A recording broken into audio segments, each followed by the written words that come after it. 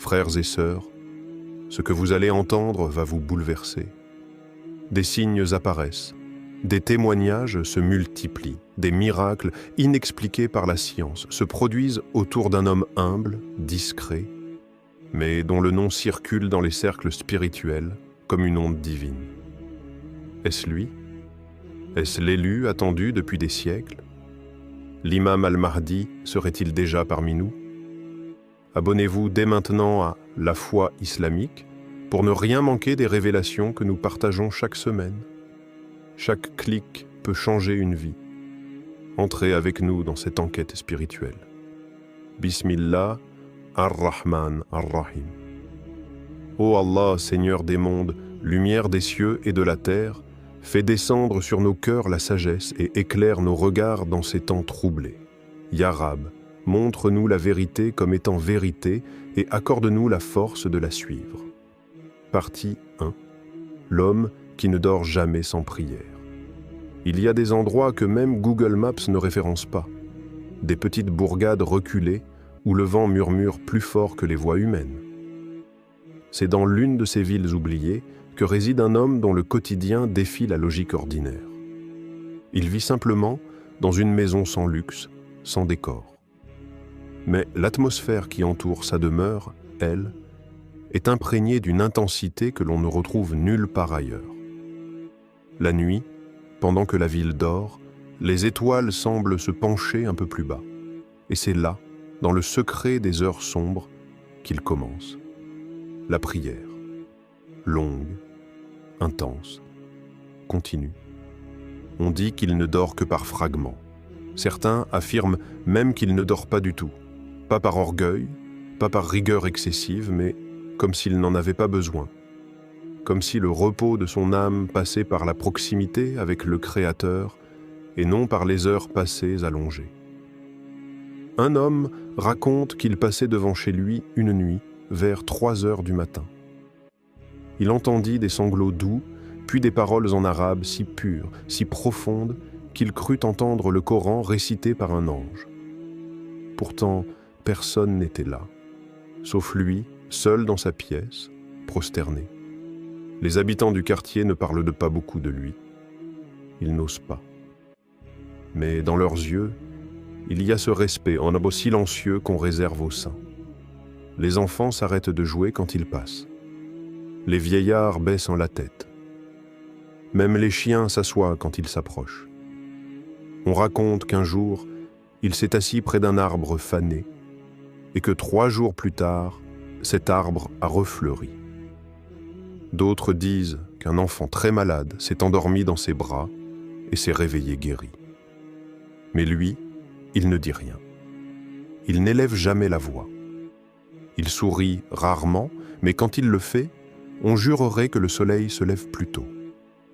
Ce qui trouble le plus, ce ne sont pas les actes visibles, ce sont les sensations, cette chaleur dans la poitrine quand il vous regarde, cette paix soudaine qui envahit la pièce quand il entre, cette larme qui monte sans raison lorsqu'il vous parle d'Allah. Ce n'est pas un savant, ce n'est pas un imam. Il n'a ni titre ni rang. Pourtant, il enseigne sans ouvrir de livre et il guide sans prononcer de sermon. Et puis, il y a les animaux. Des pigeons qu'on voit souvent posés sur son toit, même en hiver. Un chat sauvage qui refuse d'approcher les humains, sauf lui. Un cheval que personne ne pouvait calmer, devenu doux comme un agneau à son contact. Et les enfants? Oh, les enfants. Ils ne le connaissent pas, ils ne savent pas son nom, mais ils courent vers lui comme vers un père oublié. Une petite fille, à peine âgée de 5 ans, a dit un jour à sa mère en le voyant « Maman, je crois qu'il parle avec les anges. » Il ne veut pas qu'on le filme. Il détourne la tête quand on essaie de le prendre en photo. Il dit « Celui qui agit pour être vu des hommes a déjà été payé. Moi, j'attends le salaire d'Allah. » Alors, qui est-il vraiment? Un homme pieux parmi tant d'autres? Ou le signe vivant d'une promesse divine? Serait-il celui que des milliers d'âmes attendent sans savoir où regarder? Est-ce un saint? Ou le Mahdi lui-même, caché sous les habits de la discrétion absolue? Partie 2. Des guérissons qui défitent la raison. Il m'a juste regardé et j'ai senti que la douleur quittait mon corps. C'est avec ces mots, les larmes aux yeux, que Fatima, une femme atteinte d'arthrite chronique, décrit sa rencontre avec lui. Ce jour-là, elle ne cherchait pas un miracle. Elle cherchait seulement du réconfort. Elle est repartie sans canne, les mains tremblantes, mais non plus de douleur. Elle n'a jamais compris comment. Le docteur Samir, médecin depuis 22 ans, raconte un épisode qu'il n'a jamais pu expliquer. Un jeune garçon de 10 ans souffrait d'un asthme grave. Hospitalisation fréquente, médicaments lourds, nuits d'angoisse. Un soir, la famille du garçon a croisé l'homme qui prie, comme beaucoup l'appellent. Il a posé ses mains sur la poitrine de l'enfant, fermé les yeux et chuchoté quelques versets. Et 3 semaines plus tard, les examens médicaux étaient clairs, plus aucune trace d'asthme. Scientifiquement, ça n'a aucun sens, dit le docteur. Mais il est guérard, disait-elle guéri. Il ne se proclame pas guérisseur. Il ne touche jamais d'argent. Il refuse même les remerciements. Il dit simplement « Ce n'est pas moi, c'est lui qui guérit ». Et pourtant, ceux qui viennent de vers lui repartent souvent transformés. Un autre témoignage vient d'un homme, Mahmoud, qui boitait depuis un accident de moto. Il vivait avec une douleur constante. Un jour, il croise l'homme à la sortie de la mosquée. L'homme le regarde, puis lui dit doucement « Ne te plains plus, remercie. Marche. » Mahmoud raconte qu'il a senti une chaleur monter de ses jambes jusqu'à son dos. Le lendemain, il marchait droit. Cela fait maintenant 2 ans, et il n'a jamais ressenti la moindre douleur depuis. Dans un autre cas, une vieille dame atteinte d'Alzheimer à un stade avancé a parlé de manière fluide pendant 20 minutes après avoir rencontré cet homme dans un parc. Elle l'a appelé « mon fils », alors qu'elle ne reconnaissait même plus ses propres enfants. Elle lui a récité des sourates entières du Coran, sans jamais s'être montrée capable de le faire auparavant. Puis, elle s'est endormie paisiblement sur un banc, et elle est décédée dans la nuit.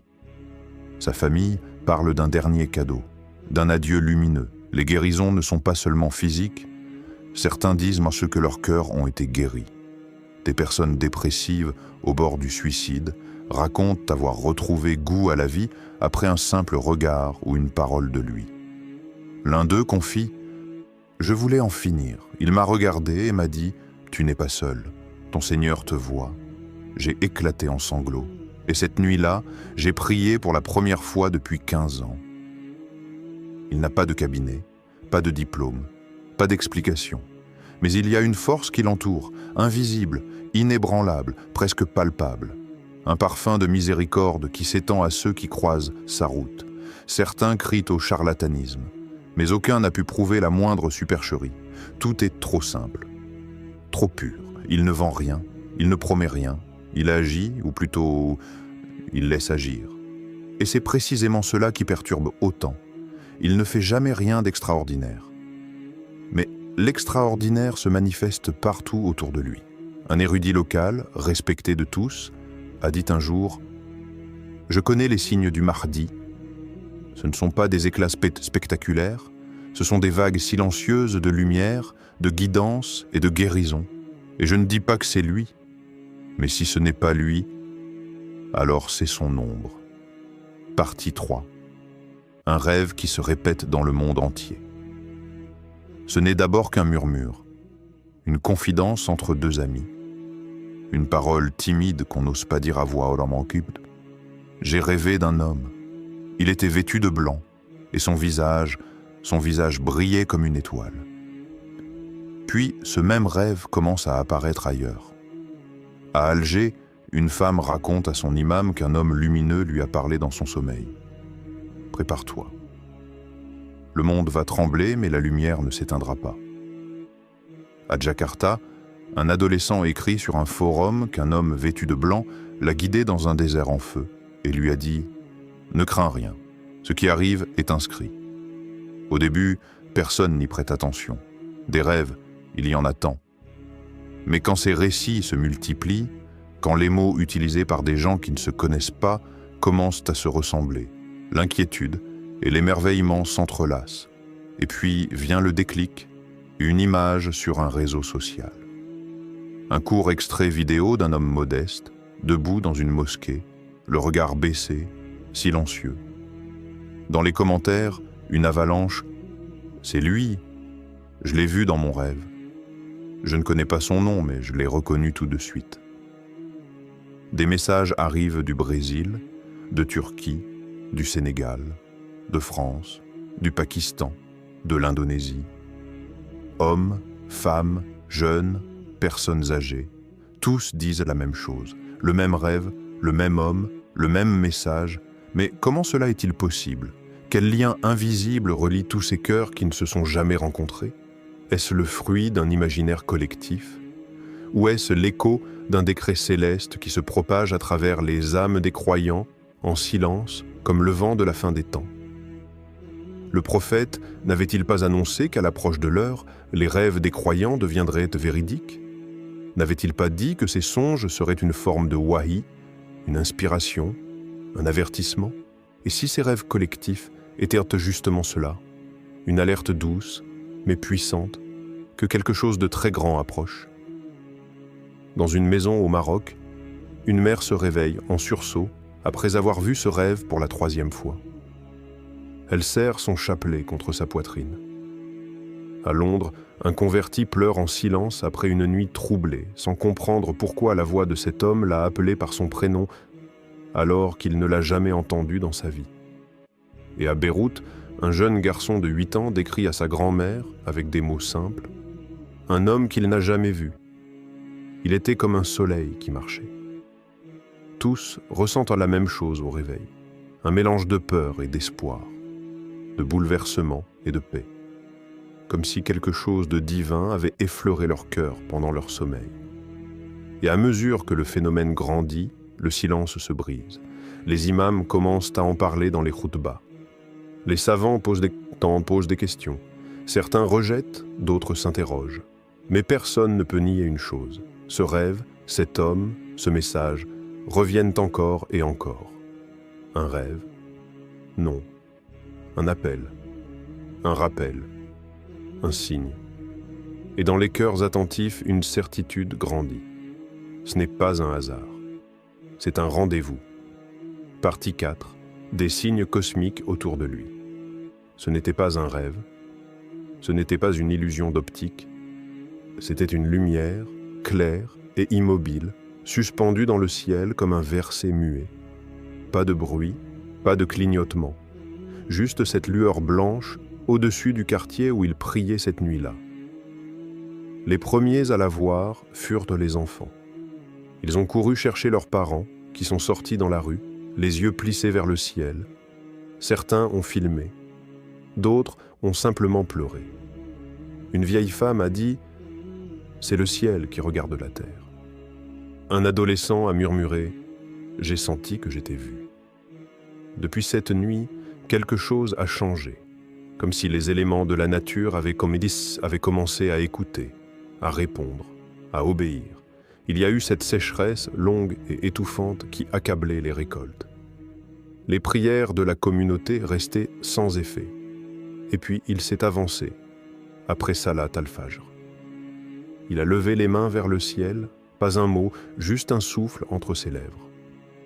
Le soir même, les nuages sont venus, et la pluie est tombée, doucement, longtemps. Les anciens de la mosquée, ceux dont les cheveux ont blanchi sur les tapis de prière, ont échangé des regards sans parler.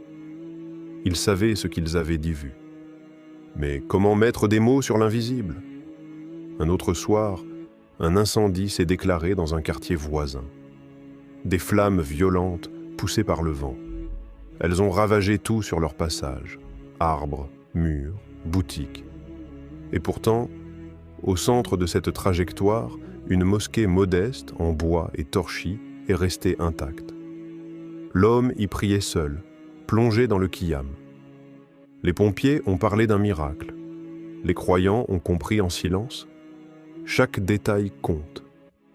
Chaque souffle de vent, Chaque battement de tonnerre, chaque battement d'aile semble répondre à sa présence. Des oiseaux qui se posent sans peur sur ses épaules. Des chats errants qui le suivent en file indienne. Une brise légère qui caresse le sol quand il entre dans un lieu de prière. On pourrait penser à des coïncidences, mais combien de fois? Combien de signes avant que le doute devienne foi? Certains scientifiques interrogés parlent d'anomalies atmosphériques, d'effets naturels mal compris. Mais ceux qui vivent près de lui savent. Ils le sentent dans leur poitrine. Leur cœur palpite comme s'ils reconnaissaient quelque chose de très ancien, de profondément inscrit dans le fitra. Les imams locaux restent prudents. Ils disent qu'il ne faut pas tirer de conclusions hâtives, qu'il faut observer, attendre. Mais dans leur regard, une lueur trahit leur trouble, car eux aussi voient, et eux aussi sentent. Ils ne parlent pas de ces signes. Ils les ignorent peut-être, ou ils les dissimulent. Mais tout autour de lui, la terre, le vent, l'eau et le feu semblent chuchoter un nom ancien. Un nom que le monde entier attend sans le prononcer. Peut-être que ce n'est pas lui. Peut-être que c'est juste un homme pieux, aimé d'Allah. Mais peut-être que le cosmos lui-même a reconnu ce que nous refusons encore d'admettre. Peut-être que la nature, dans son langage silencieux, nous montre ce que nos cœurs craignent de croire. Partie 5. Ce que disent les hadiths et ce que lui dit. Il y a des regards qui fuient de la lumière par humilité et non par honte.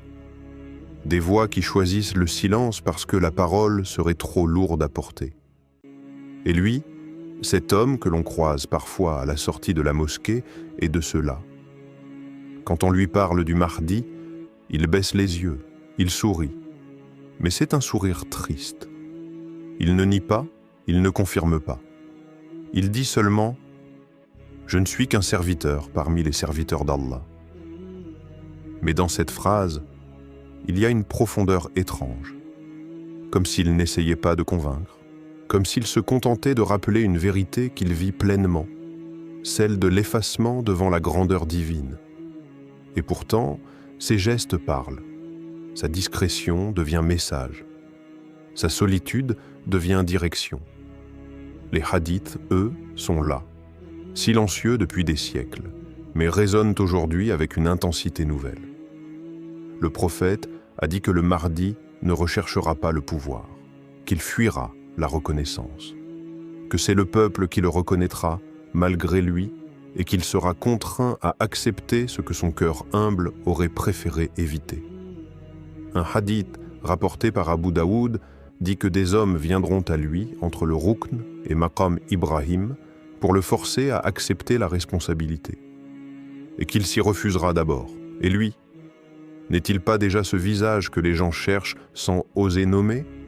N'est-il pas ce cœur qui refuse la célébrité, qui fuit les caméras, mais que les foules finissent toujours par retrouver? Il ne parle pas de politique, il ne dénonce pas, il construit, il soigne, il prie. Et ceux qui l'écoutent entendent au fond de leurs âmes un appel qu'ils croyaient oublié. Certains savants, prudents, rappellent que beaucoup ont été pris pour le Mahdi dans l'histoire, que les signes doivent être clairs, que la précipitation peut égarer. Mais comment rester aveugle à ce qui se joue sous nos yeux? Les textes anciens ne décrivent pas un homme spectaculaire. Ils décrivent un homme vrai, guidé par Allah, dont la simple présence fera trembler les injustes et réconfortera les opprimés. Et s'il était déjà là, mais que nous étions trop distraits pour le voir? Et si les miracles silencieux, les rêves du monde entier, les signes cosmiques et cette paix étrange dans sa compagnie n'étaient pas des hasards, mais des appels discrets du ciel? Il ne veut pas être reconnu, il ne revendique rien. Mais sa lumière éclaire malgré lui. Il n'élève pas la voix, et pourtant, elle résonne dans les cœurs. Peut-être que nous ne saurons qu'à la fin. Peut-être que ce mystère fait partie de la sagesse d'Allah. Mais ceux qui cherchent sincèrement sentent cette question gronder dans leur poitrine. Et si c'était lui? Conclusion. Un mystère qui nous appelle à la foi. Aujourd'hui, face à ce monde qui vacille entre chaos et espoir, des signes subtils apparaissent, des miracles discrets s'accomplissent, et un homme humble incarne une lumière rare. Que l'on croit ou que l'on doute, une chose est certaine. Notre époque est traversée par des événements qui dépassent la simple coïncidence. Alors, que faire? Se tenir debout dans la foi, renforcer notre lien avec Allah et ouvrir nos cœurs à la sagesse qu'il nous offre. Car c'est dans l'humilité et la patience que réside la vraie force.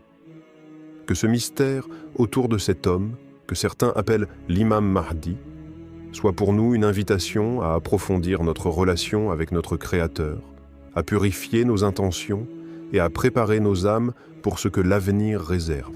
Ô Allah, éclaire nos chemins, renforce notre foi et guide-nous vers la vérité, quelle qu'elle soit. Fais de nous des témoins sincères de ton dessein parfait. Amin. Si cette vidéo t'a touché, si tu veux rester connecté avec des contenus qui nourrissent ton âme et approfondissent ta foi, n'hésite pas à t'abonner à La Foi Islamique. Active la cloche pour ne rien manquer des prochaines révélations et partages spirituels. Reste vigilant, garde la foi, car le plus grand changement est peut-être déjà parmi nous.